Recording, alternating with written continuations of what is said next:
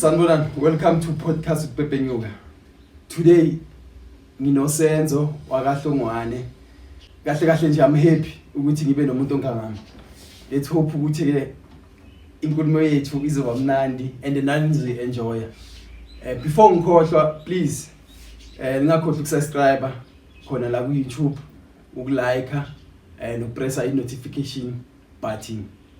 Kunjani futhi? Ngiyaphila mntakami kunjani? Ngiyaphila. Amen. No, bengicela nje ukuthi ubulisa ama viewers athi emakhaya bese introduce uthubani. Oh okay. Sanibonani babukele emakhaya. Nawo wonke umuntu nje la kufinyela khona e-YouTube. Igama lami nguSenzo ngakwaHlomgwane. Ngazalelwa endaweni yase Bergville, Drakensberg. Imai bambe ke Senzo. Ngithe mina introduce kuphela. Oh Senzo waHlomgwane. Senzo waHlomgwane. Yeah. Usenzo waHlomgwane ngokukhonza kuphi? Angikhonzi mntaka baba. Awusakhonza. Angisakhonzi. Okay, sizongena lapho. Amen. All right. Ngifuna nje ucela ukwazi nje everything nje ukuthi uzalelephi uSenzo then isikolo sakho wazingenaphi until afike manje. Okay, kushuthi mina bese ngikhambele phambili sengiphendula ungakazi. Okay, mina ngazalelwa endaweni yase Bergville entabeni zoKhahlamba. Ngakhulela khona. I can say ukuthi ngikhulela 50-50 ngapha eGauteng, ngaphinde ngakhulela 50 ngapha eKZN which is kuse Bergville entabeni zoKhahlamba.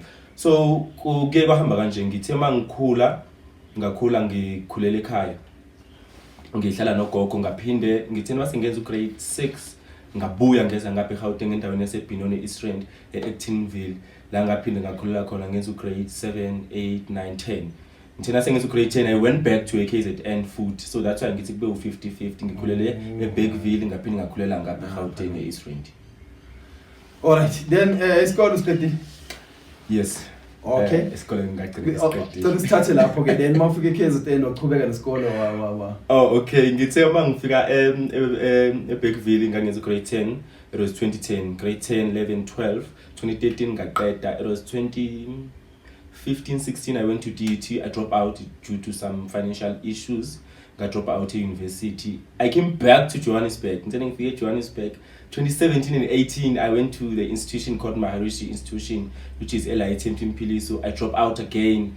Ngenxa yenkinga ngaqhubeka ke nempilo ngibeka la ngibeka khona. Okay. So all right, at the UT you said you would drop it out, no? Yes. NSFAS katengeko. NSFAS was there, but there was a lot of problems. Engengikhona ukuthi ngigcine ngizikhuluma in public. Yes, NSFAS was there, like a lot of things was there. But I think mentally I was not trained or programmed. But you know what? Now we're going to school. Now this is what we're gonna face as schooling. Remember, I was born alone. Bengumntwana ohlukile nje. Bengumntwana ohlukile, bengafani nabanye abantwana. So ukuya kwami lapha esikoleni nganginalento leyo ukuthi you know what, lokho ngikuthole ekhaya ngizofike ngikuthola nasesikoleni, which is not. So ngithenge ngifika lapha izinto zafike zangishaya. I need to bounce back and go back to home. Oh yes. Alright, then lokho kwakukhulisa kanjani ke? How do you if ngathi nje mina advise nje ulo ama viewers wethu nawo angama drop out ngaphandle abanye yes we know ukuthi ba commit ama suicide, then ungathini kulabo abakhona ke? Okay, what I can tell ukuthi empilweni uma ngabe umuntu omusha nje juvenile sifundise nje ukuthi ezinye izinto ziyadlula zikushiya one sibhekane nayo one. You know, my grandmom used to say uma ngabe singamlaleli ekhaya athi uzosolo usuyi-one etoilet, because etoilet this is where usuke usuhleli khona usuyi-one, zonke izinto sezibuya usuzisola usuyi-one. So engizokusho ukuthi yonke into at some stage idinga ukuthi usicabangele ukuthi okay manje sekubhekane nami manje, akusadingi omunye umuntu, akusadingi lecture, akusadingi social worker, akusadingi my mom, akusadingi my dad, but manje decision kumele ithathwe nguwe as a whole uyi-one. You understand? So when ekuthatheni kwakho ama decision, kumele uthathe ama decision owazi ukuthi khona la ezokumukisela khona, khona la ezokumukisa khona, or khona la ezokukhulisa khona. As long as lo ma decision wazi ukuthi awa hate anyone, akwenze wena ube happy, just go with those decisions. Okay. All right, I've got two questions efikayo la kimi. Okay. Firstly, we must introducer of coins. So ngiyafuna ukuyazi le reason le ukuthi yini why usuhleli manje. Firstly, secondly, la ukhona ukuphi manje wenzani?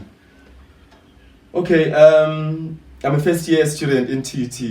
No, sengisho ngokholo or as a ministry. Yes. Okay, we have an NPO organization called Imbewu Yethemba. This is where I full time participate there because nginalento leyo ukuthi uNkulunkulu ministry simnikeza ngendlela ezahlukene. Ungayi kwami esontweni it doesn't mean ukuthi uNkulunkulu angisamazi. Angazi ukuthi uNkulunkulu uya exist. It's just that angisahlanganyeli nabazalwane. You understand? As in like ukuyokhonza on a Sunday. But bakhona abazalwane uma ngithi mangabe nginabo. Ngibona ukuthi okay, nengila uNkulunkulu ngiyamnikeza udumo, which is Imbewu Yethemba Meschoir ebase eKatlehong.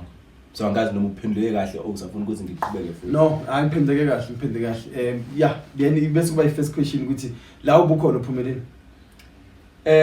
Ubukuphi futhi? Bengisethemba lama Angels. Okay. Church in Zion belse Katlehong. You know, angifuna ukwenza ihome stay and you know whatsoever. But into engizoyisho into engiyibonile about ukukhonza. Ukukhonza as umuntu omusha ungena backup support ngikubona ngathi kuyizi because uma ngabe ungena endlini yokukhuleka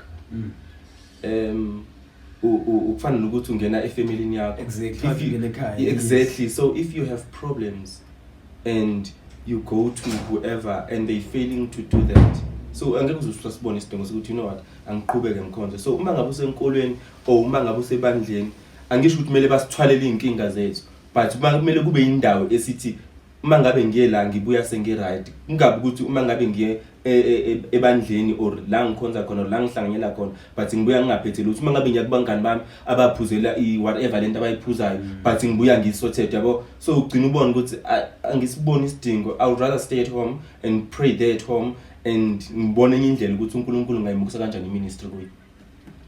Okay. So okay, mhlawumbe wena ufuna singene deep lapho. Angazi ufuna singene deep lapho. It's fine. No, fika into eyi-one ukuthi did you complain now or did you ngoba phela obviously there's ama lo ihlalo ngehlalo zakhona ukuthi then ine problem la let me take my problem and give it to someone then uzokhona ukuthi bayisolve or bahlale phansi bayikhuluma.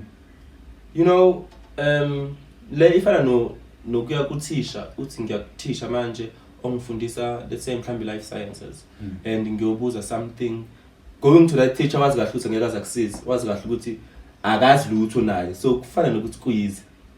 Okay, yeah, understand. So going there knowing very well ukuthi alukho usizo ngizolithola kufana ukuthi ngimoshele sami isikhathi. All right, then suphumile ke manje then iliphi ishese olibonayo neshetho ozothatha umkhuthuza umlomo. Okay, it's been like 3 years ngingakhonzi. 3 years? Yeah, it's been 3 years ngingakhonzi. Yo, it's been 3 years. No, it's long enough now. Yeah, it's long enough now. Ukuthi usubabonile somehow somehow. Yes. So ucabanga kuyaphi? Hey, that is very tricky. Okay, by the way, I have ibandla esengibonile ukuthi you know what ibandla leli ngingahlanganyela nalo mama service wabo ngahambile like ngibonile yonke into ukuthi okay how do they work I made research ukuthi ibandla like lenzani and whatsoever the believers in Christ. Oh, believers in Christ. Yeah, I would like to kuhlanganyela ibandla kakhulu. Yeah. No, believers sonke siyayazi. Yes. And okunye futhi angithi we know ukuthi straight believers. True. Yeah, kufuneka like ukuthi umuntu usayodlala cha ngeke uye lapha nawazi ukuthi vele sing straight yonke into yamsimi right. True. No, angina problem. So tell me indaba yale yini NPO yet. Okay. Can you take us nje through charity ninenzani kwenzakalani yonke le nto. Oh, okay. Imbewu Yethemba was formed in 2013. Yeah, it was formed by a girl. By a woman, yes. Oh. By a woman called Specifically Hlomgwane, was a Pambridge, right? So bahlangana ke according to history, bahlangana ke abazalwane baculela classini, bahlangana kwazi kwagcina kwayinto ephathekayo kwa NPO, right? Last year we were celebrating 10 years anniversary. So Imbewu Yethemba is based in Katlehong. I cater gender, I cater sexuality, I cater racial, like whoever ofuna ukuzopusha iministry kaNkulunkulu wamkelekile ukuthi eze kwimbewu yethemba right? Ezingishilo ukuthi is a NPO, non-profit organization. So kusho ukuthi ukuya kwakho kumbewu yethemba uyogqiba umsebenzi kaNkulunkulu. You're not gonna get paid. Yes, there's no money. There's no money, even though siwawina ama-competition, the competition esiwangenayo, siyathola imali, lot of funds, nathi sikhona ukuphusha lokho sikuphushayo. We have 3 desks. Ama-desk amathathu asesiwalunile sawaphusha kahle futhi along yonke leminyaka le silesiwaphusha.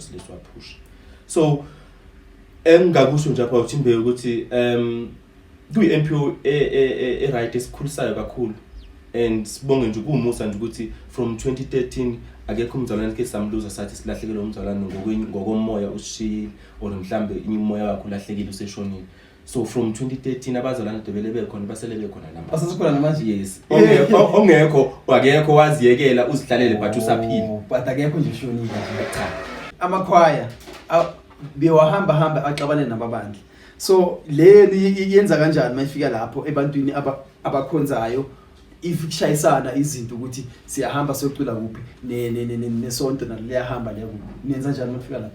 Okay, I think what's happening right now ukuthi uma ngabe ukhonza mhlawumbe ukhonza wherever lebandla ukhonza kulo, you need to inform them ukuthi okay, there is a NPO that I've joined esaqhuba wona umsebenzi kaNkulunkulu lo esiwenza la ebandleni, because there's no difference kuloko esikwenza thina ekhaya naloko okwenza wena ebandleni lakho la ukhonza khona, because ekugcineni siqhuba ministry kaNkulunkulu but thina siphusha ngani ngamaphimbo wethu esiwanikeze ubani uyena uNkulunkulu. So it's a matter of communication. You just communicate nabaphathi bakho ukuthi you know what, this is what's going to happen, this is what's going to happen. After lapho yonke into it's smooth. Bese kufika question e1 ke ukuthi we know into zamakhwaya, there's a leader busy enza izinto or nama first tenor nama high tenor busy enza izinto nawo amantombazane nawo. So nenza njani ngoba because hambe babe pregnant wona amantombazane uthole amithiswe yibo laba bala ekhwayini. So kuyenzeka lokho kini na or makwenzeka nenza njani? Okay, good. You know what's happening?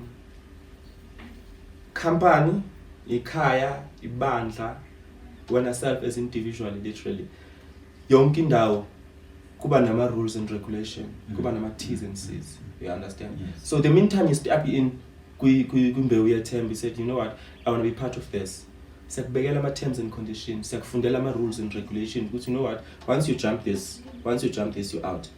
Khumbula ukuthi siqhuba umsebenzi kaNkulunkulu, hayi ukuthi siyancengana, asiphushi iagenda yegama but siphusha umsebenzi kaNkulunkulu. So if you fail to do this, remember sinani contract.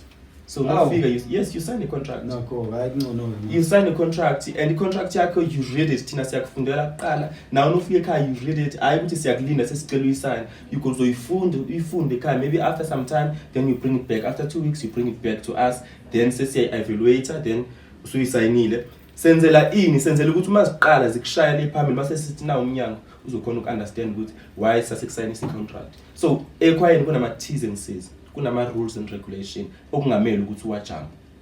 Ezingishilo ngathi siqhuba umsebenzi wani wenkosi njengasebandleni. Nasebandleni ngithi kunama T's and C's. Kunemgomo ekuthiwa la awujump la, once wajump la truth you no more belong here. Even those push on umsebenzi kaNkulunkulu. But ke uma ngabe kubiza ukuthi kumele sikhiphe ngomnyango, sikhiphe ngomnyango. Alright, ukureceive ukholo angifuni ukuthi ukusindiswa mhlawumbe umunye umuntu akasindiswana or in but ureceive nje ukholo ukuthi manje ke sengiserious ke sengiyakholwa sengiyazi ukuthi uJesu uyinkosi nomsindisi. Yazi when Mr Pepenywa kuyisimanga ukuthi ukukhula kwami eBergville njalo ngishile eqala ngathi mina ngibe umntwana nje ohlukile ongafana nabanye abantwana. Ukukhula kwami eBergville ngikhule ekhaya lamasiko. I'm not saying ukuthi uma ukhonza amasiko awalandeli, but ngikhule ngizoyibeka ngenye indlela mhlawumbe abanye abantu bazoyi understand. Khule ekhaya lamabhinca. Lamabhinca. Okay. Right? Ukukhula kwami lapho my grandmom uyena ubekakhonza bekasonta. Akhonza ePostoli. At 12 Apostoli, layer blue and white, right? Oh, layer blue and white. Layer blue and white. Okay. We understand. So, bekakhonza lapho khona ibandla lapha phesha mina ngabe uthwe igubhini zezayona. Oh, besishaya ileather. sigijimisane. Phela This is where kahle uzoyinwani lo. this is where I gain inkolo yami. This is where I gain. Ngisesemncane, I think I was 7 years. Mina mangiqala ngazi ukuthi khona kuthiwa inkosi nomsindisi. Ngiqala ngilandela omama, I was the one engilandela omama ngemuva. Ngumfana mhlawumbe nabafundisi nyana babesekhulile, but I was the only one endaweni owayehamba ayenkonzweni. Ngakhula nayo ngale till today ngoba ngikubona ukuthi you know what, ngazi izinto right ngesikhathi esiright and ngathola into right, and since ngayithola lento le right konke okubi nje kuvele kushabalala. Okay, all right. Ukhona. Malokhu ngikubuka la ku social media, kuma Facebook na kuma Twitter na kuma TikTok. Nginokubona ibhayi angazi. Okay. Or namang Yeah. yes, so kwenzakalani wena namabhayi whatsoever. Okay, mhlawumbe there's a lot of people they wanted to know that, but they are afraid to ask me. Okay, you know what's happening? Yeah. I do have a calling. Okay. My calling, it's a calling ekumele ukuthi ithathe uma wami, you know ukuthi lezi zinto lezi zagcina zikanjani. Me being in denial and ngisaba like ukwabona ufuna ukuthiwa ngena olwandle but awukwazi wazwangena uzokuna le nto le ukuthi, but along the way ngagcina nga-understand ukuthi okay, kuyini ukuba ne-calling, ukuba nabantu abadala, it doesn't mean ukuthi wonke umuntu kumele athwase, it doesn't mean ukuthi wonke umuntu kumele abe yisangoma. Ungaba nawe nedlozi lakho, but it doesn't mean ukuthi uzoba yisangoma, right? So everyone uphila emhlabeni kuya ngokuthi idlozi lakho ngaleso sikhathi, wena lakho lithi idlozi lakho yenza ini ngaleso sikhathi. Ngingaba nedlozi ngenze lokho engikwenzayo, but into zami ngingabi sangoma, ngingabhuli, ngingabi namathambo, ngingabi nalo lutho nje, but idlozi ngibe nalo kube ngithiwa nje nginedlozi, but idlozi lami akulonele ukuthi ngihambe ngiyothwasa, akulonele ukuthi ngibhulela abantu ngamathambo, akulonele ukuthi ngilapha abantu, but nginalo nje idlozi lingibethe. So I'm one of those person ohambathwa nje idlozi la khabo mawami. La ngibathe idlozi la khabo mawami, but akulona lelo ukuthi kumele ngihambe ngiyothwasa and do the thing. That's why most of the time ukuthi nasesikhomeni sami nala ngihlala khona you will find ukuthi mhlawumbe uyasithola isnef, uyawathola amakhandlela, uyayithola impepho, uyawathola different amabhayi. Not that I'm a sangoma, I'm not a sangoma, but ngahambathwa lo yamoya lo ya wakhabo mawami. Then bese kufika le question enzima ethi ngoba usitshela ukuthi uyebhilivasi uyokwenza njani. Okay, asikhiphe ke bhilivasi. Uma uya kwamanye ama ministries uyokwenza njani lawa ashayayo idlozi akushayayo konke lokho abantu abakwenzayo. You know what, I always tell people ukuthi you know what guys, hlala entweni obonayo ukuthi iyakusebenzela. The things that are not working for you, don't entertain those things, because those things zizokubulala emotionally, zikubulala spiritually, even na physically. We understand if the thing uyabona ukuthi wena it does work for you, because omunye umuntu cannot tell you ukuthi ufila kanjani ngaleso sikhathi, uzizwa kanjani ngaleso sikhathi. So if the thing uyabona ukuthi la ngisendaweni ekanje, move from that environment, you know. Remember, pleasant environment invite peace, invite happiness. So if we are one good thing, ngaleso sikhathi leso lezi zinto lezo ekukhulunywa ngazo, just move from that environment, uzobona uzoba right, yonke into izoba sharp. So into engayisho ukuthi I've been there mathendeni ngiyaya, abantu bahlezi behlaba behlikiza, but mina ngikwazi ukuthi nengenza u1 no2 kuyangisebenzela mina. Yes, and futhi uma ngabe sengiguqa sengibuyele enkosini nakho nabo futhi kuyangisebenzela. Yes.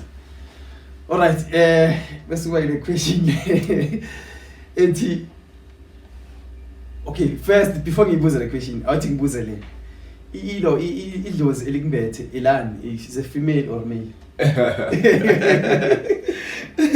No, ngibethe idlozi la lo muntu wesifazane, ukhokho unhlapho, intombi yomsuthu. Sike sabona lapha kuma social media kahle nje indaba ye HIV, okay, and AIDS, and lento le yangwarisha too much, yangwarisha, because now sekutholakala ukuthi mawubona istates city abantwana abancane manje, and sekuyilabo abancane impela manje laba ba 16 18, okay, abafound out ukuthi per day abantu mabazocheck bayathola ukuthi banayo. That means labantu abas protect. So ungathini ngalokho?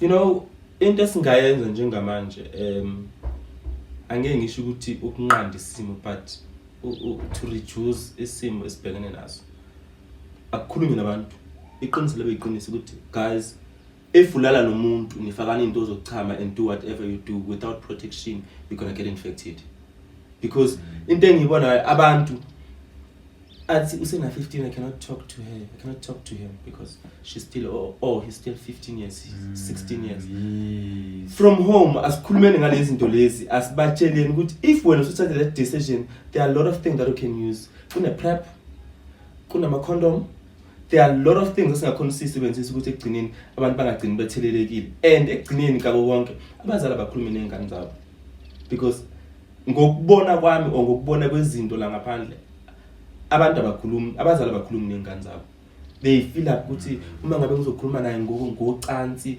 sengumzali okhohlakele olubolile sengumzali usile no let's talk about this ngichazela ukuthi nolala nomfana ungafanya condom it's either you can get pregnant you will get STIs HIV you understand bazoba nolwazi they will know ukuthi okay from here this is where to do and uyamchazela from lapho ukuthi if wena usubona ukuthi usungakwenza lokho kwenzayo there are things that you can do there is prep there is condoms futhi mosasho kanjalo enye into they need ukuthi if angazi if ukhona funeral yomuntu obulawe yiyo ngoba manje uyabona kwenzakalana if kune funeral yomuntu obulawe yiyo bonke umuntu akasho and I think naloko mhlawumbe kuyabenza ukuthi lento bahlala bakhuluma ngayo mara ayayibulala because sambona umuntu oshone ngayo yes.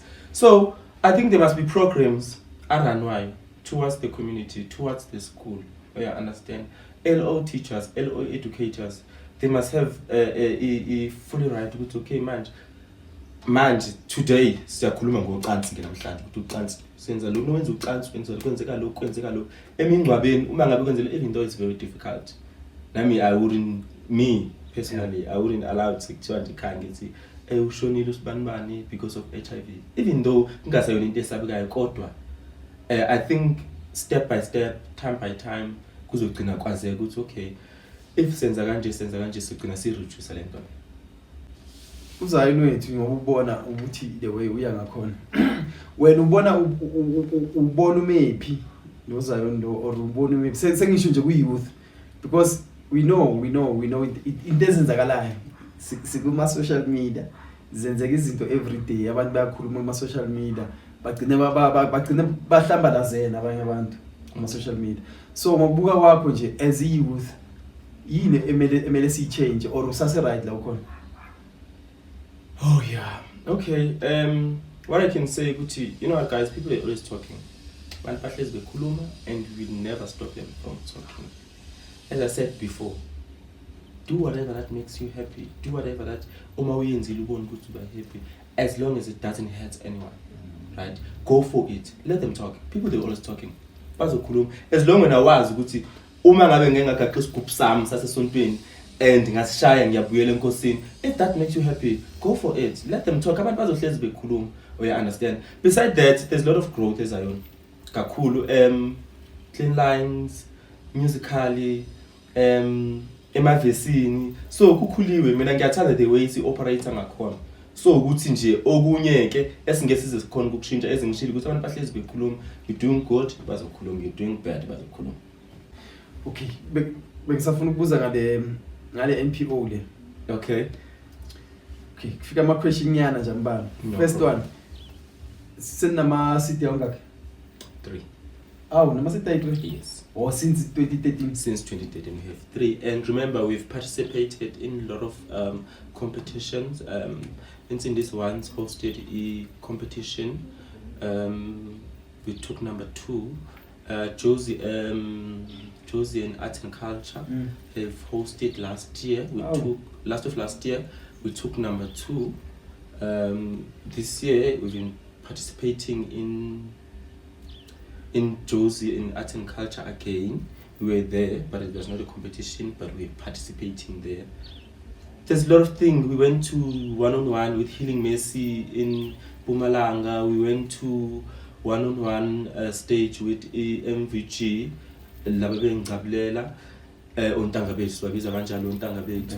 Yes, we've had a very successful what we call a city launch here at Deep Clough Hall. It was 2018 if I'm not mistaken. It was very successful.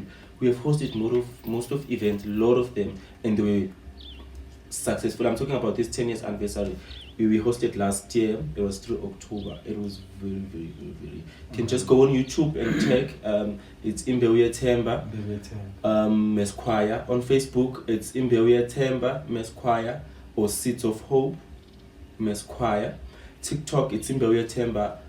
Even on Instagram, it's Imbewu Temba Mesquire. Alright, if umuntu afuna ukujoyina kanjani?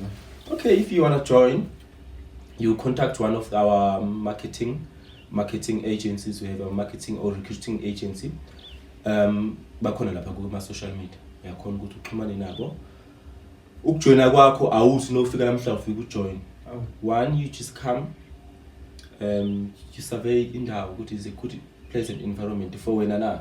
Because you can see ikhwaya ungaphandle or ibandla ungaphandle ungakangeni phakathi, but once wangena phakathi vele ubone ukuthi this is a very toxic place. I cannot be here. Remember siphusha umsebenzi kaNkulunkulu la. Yes, so come mhlambe insukwana, mhlambe twice or that uyabona ukuthi okay, ngabe siyo performance siyo stage, come with us and see ukuthi okay kwenziwa kanje before you join. So avoid in and out, because umuntu uzoza sicula lapha kumnandi afike sekaya join kanti kuma rehearsals yakhala.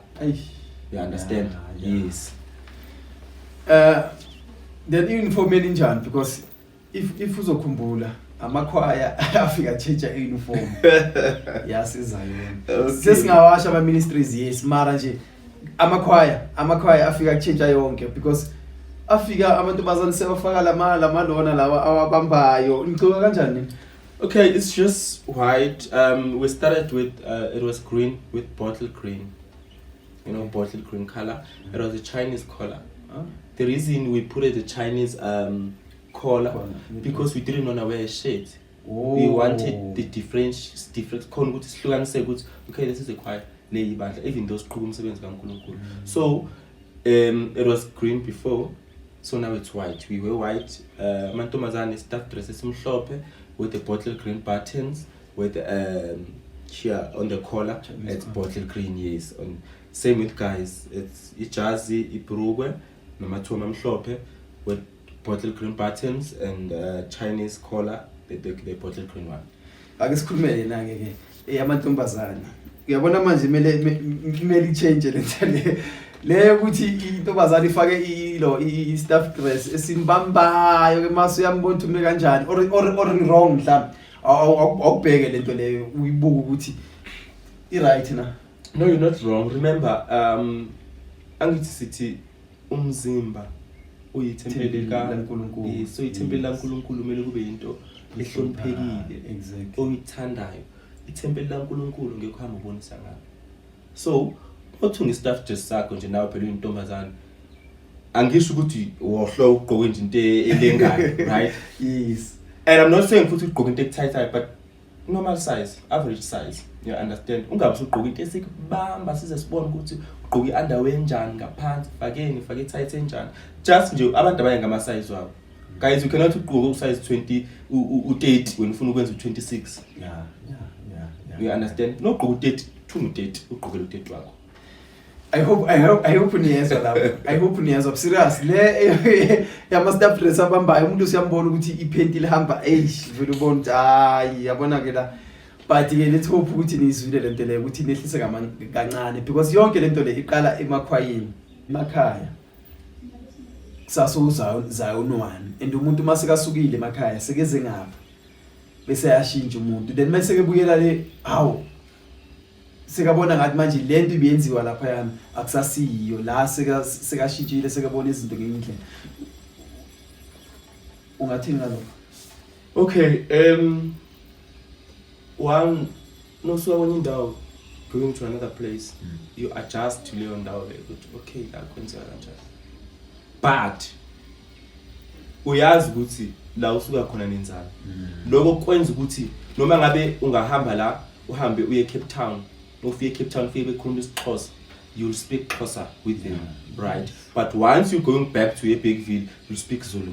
You understand? Exactly. So ungasuka la eBigville ungasuka eKZN wherever la usuka khona ufike uhlale ngapha, then just to adjust ukuthi you know what, ungabe to a toxic environment and to ube to a pleasant environment, right? No fika lapho just to adjust kuleyo ndawo leyo, do what they doing, but masubuyele emuva uyazi ukuthi lo kade nikwenza emuva kunjani. You understand? Qhubeka lapha kade kwenza khona, hayi ukuthi masubuyele emuva usubona ngathi laba abanye sebeyadlala la ukuya khona sebenza kangcono. No, it doesn't work like that. Because vele basho kanjalo ngithi but hayi bayadlala. Yeah, basho kanjalo. Yena sekazibona sekangcono yena. Yes, but usuka la ukhulele la ugrumwe la esuka khona wahamba waya lapha nithe ngifika lapha fikwa adopt lento la abayenza, which is not the wrong thing, but inking masufika ngale usufika usu undermine abanye.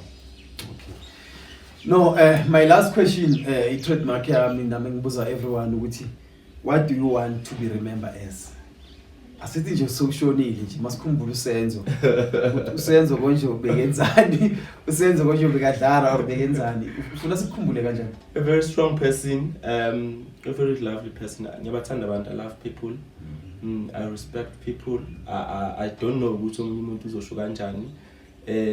Engizokusho nje ukuthi ozothi uSenzo uhlaza, uSenzo uyadelela, uSenzo whatsoever, nomunye aphinda afike kwathi uSenzo ave hlonipha, uSenzo ave friendly. Ngicela ukuthi ubakhole bo2 because ngaleso sikhathi kuya depend ukuthi ubani unginikani, because umuntu ngimnika lento anginikeza yona. So just remember me as umuntu nje onothando, othanda ukusihlekela, nothanda into eqondileke. I'm a very straight talker. Ngifuna ukule ngisho nale, I can't pretend. I can't pretend. I can't, because ngivele ngibone ngathi nje ngizogula kuze kube buhlungu la. So if into ngihambisana nayo, I don't care ukuthi ngifela kanjani ngaleso sikhathi, but mina self literally, if there are things, certain things ngibona ukuthi lezi asihambelani nami, I will tell you ukuthi 1 or 2 or 3 or 4. For me it doesn't work. Okay, thank you very much. Ngiyabonga mfethu. You're welcome. Fika nje kwakho. You're welcome. Ungiphele isikhathi le. And futhi usuke kudini. Ngisuka kude mfethu wenkosi yami. Yazi ngiyabonga mfethu, ngiyabonga. You're welcome. Upepenyuka akamncinyane. Siyabonga. Please my viewers wethu emakhaya, please ngicela subscribe. This video nizoyithola, le interview nizoyithola khona lapho. Ngingakhohlwa kanjani ukusubscribe. Siyabonga. Siyabonga kakhulu.